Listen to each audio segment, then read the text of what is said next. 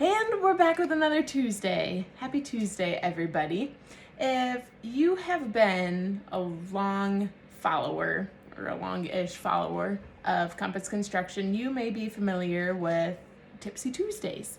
And Tipsy Tuesdays, if you're not familiar, was an event that Grant and I put on 2 times where we made a drink of our choice and we did a live Facebook video that night and we gave out construction tips. We talked with different community members who posted questions, different remodeling things, construction industry just in general, and we just had a really nice, fun event. Not too fancy, we just had a lot of fun with it. And then we had 2 kids, and then there were no more Tipsy Tuesdays. We just have Tuesdays now. We're not really ever tipsy anymore. And so right now, this is not a live Facebook event, obviously, and it's 10 a.m. It's not really acceptable to be tipsy at 10 a.m. on a Tuesday. Now, if it was the year 2020, different story, but 2021, time to keep moving along. No more Tipsy Tuesdays at 10 a.m. But I'm gonna do this little video for everybody, give you 7 tips on how to pick the right contractor for you and your family, because I imagine it's hard. There's a lot of different groups out there. They're all offering different things, all shoving you, pushing you, encouraging you to do this, that, or the other thing, and you don't really know what's right for you. So here are 7 tips that I'm gonna give you for nailing down the best company for you.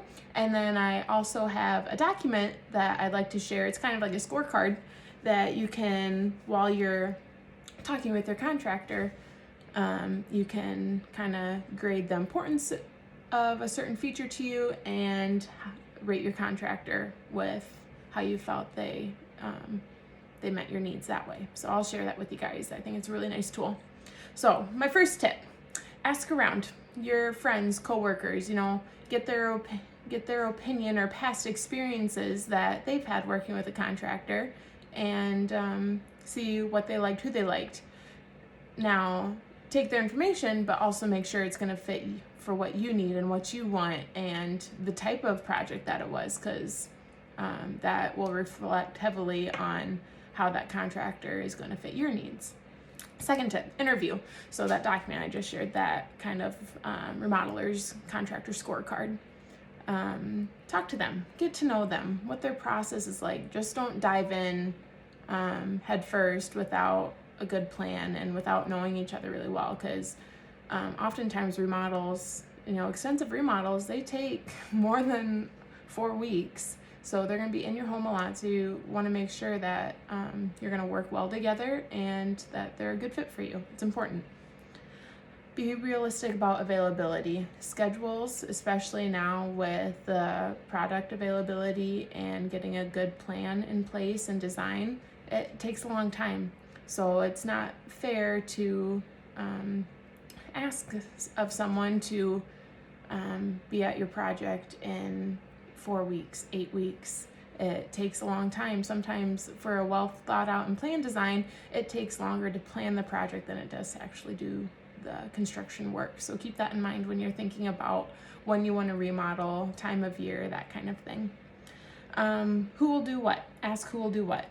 Sometimes a contractor will handle everything like us. We handle everything. We're your main point of contact.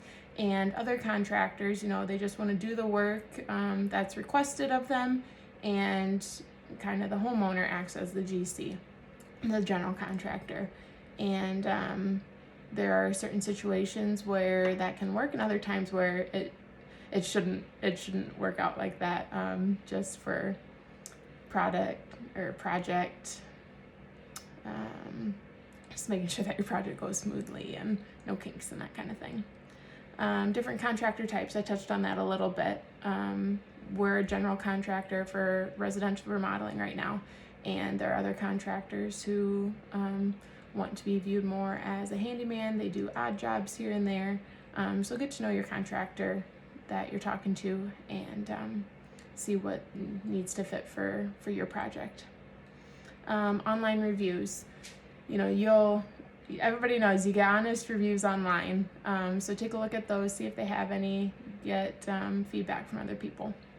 And communicate. Communication is huge.